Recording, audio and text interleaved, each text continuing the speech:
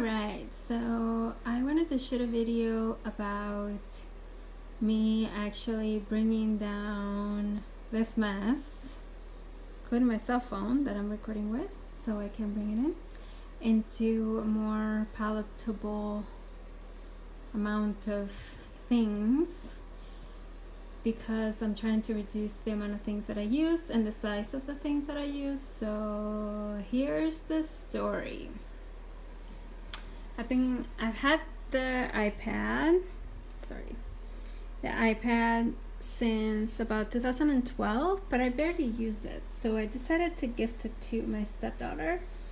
So this one is a go. The reason why I kept this for such a long time, when I'm such minimalist and generally I don't even like keeping things around that I don't use, is because sometimes when I would go to conferences or travel, I would bring this because it was a lot smaller, right? And then I've been using this one, which is the MacBook Air 13-inch as it comes, and I've been using it for about, I think it's been like 2 years or a little bit longer. Still working perfect. My issue with this one is that when I travel, it gets a little bit complicated for me. Even though it's still thin, it's a lot thinner than my last computer, and I actually have it because I was trying to see if I could fix it for the kids. If you see how thick it is, that one, it still worked pretty great. It was slowing down by the time that I changed it. I think it was in 2014 sometime, so I think it's been almost 3 years now. It's still working great, and the kids got a hold of it and destroyed it, so now it's not working. And so I've been using this one for that long.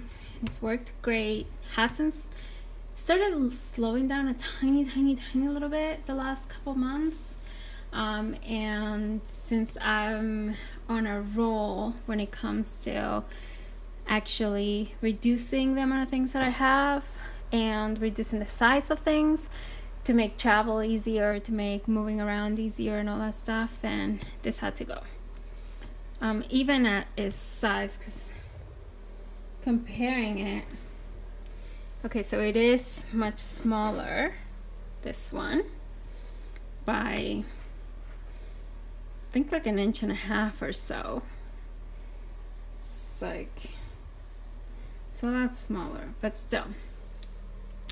The weight, the size, and I wanted to have something that could replace the iPad and the computer, and this felt like a great option.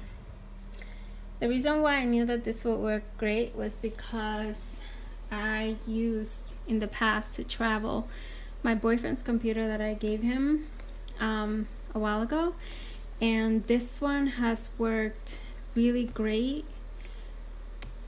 And the screen, if you can see, the screen of this one, the MacBook versus the MacBook Air small one, is much bigger, which was one of the issues that I had with it when I did travel with it. I didn't want to work on such a small space, but this one seems to have incorporated a lot more. Size wise though, this one is even smaller in terms of length, which, I mean, width, I don't know, whatever that is. You see? Which is insane to me. It's just a little bit higher. It's a little bit taller, I think. Let's see. Not by a lot. Do you see this? It's just perfect. But I think on both ends. So this is like a much better computer in terms of size for me, because I don't feel like I'm compromising a lot. And okay, so okay. I understand that this is like a great problem to have. but I'm really going hardcore with a minimalist, and I already sold. Well, I sold it to my boyfriend. I sold the MacBook Air. Have the MacBook. It's gonna work great. I got rid of the iPad, and that one's not even mine, so that one's okay. And being able to substitute these things just to have, these two, just to have one of these is excellent. And I use my phone as well, which is 6GS, I think. So I really love the style of this computer. I've tried it a few times. I think it works great. So it's pretty much what I was looking for in terms of this, to kind of bring it down, bring the size and bulk of things. I generally go out to work and whatever, and the size of this one gets to be a problem with if I'm bringing it into a smaller bag than my backpack, which is down there. So that's it for now. Thank you. I definitely do feel that this is one of those extreme cases of minimalism, more like I don't know, white collar problems or whatever you call them, but I think it's worth taking a look at, mainly because when you're I'm looking into building a tiny house right now, and I already kind of picked the tiny house that I want. It's a very small house. I think it's going to be about 16 to 18 footer, and that in and of itself it's calling for everything to be considered. There are a lot of things that I'm not going to bring on to my tiny house.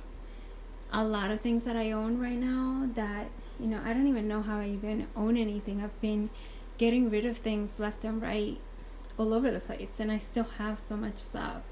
This is one great step because I know that I'm probably going to have this computer for the next 3 to 4 years. I generally keep them for 3 to 4. This one was an exception because it wasn't about the computer, it was more about me and where I'm at in my life. Getting rid of this was pretty simple. Just gave it to the kids and they can enjoy it. So every little bit of space counts.